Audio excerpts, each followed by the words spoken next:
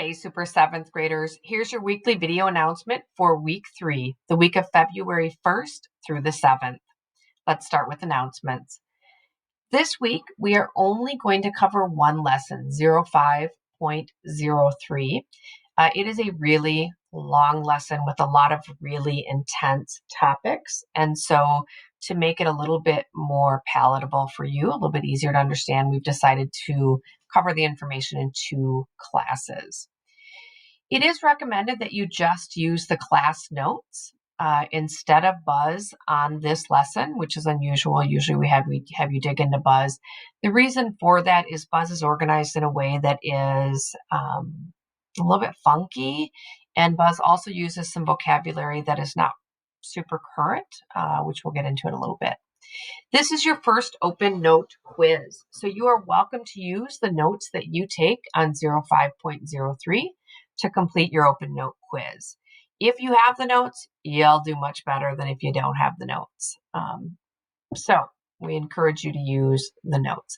An open note quiz does not mean you can Google the answers. It does not mean you can go back and search in Buzz. It does not mean that you can ask a parent or a friend. It means that you are doing this work on your own with just the notes that you've taken. If you don't do well on the first take of the quiz, you can take it a second time. But please be aware that you will probably get different questions, and Buzz will record the higher of the 2 scores. All right, so Buzz is here. Again, I don't recommend that you use it. Instead, I would use the class notes. When you click on the class notes, it will look like this. Notice it's not required, it's not turned in, but it is definitely advisable. It's recommended. And you can see we're going to start with some vocabulary. We actually decided to include everything that you would need in this week's class notes. So the first vocabulary term is popular sovereignty. You definitely want to write down the definition that was given in the glossary, but I would also look at what else this term means and write down anything that might help you in the long run. So 2 vocabulary terms. And then we're going to talk in class a little bit about changing vocabulary.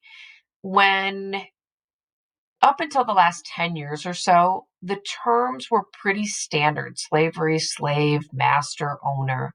Today, we don't prefer those terms. Today, we've moved away from slavery is the same, it's an institution.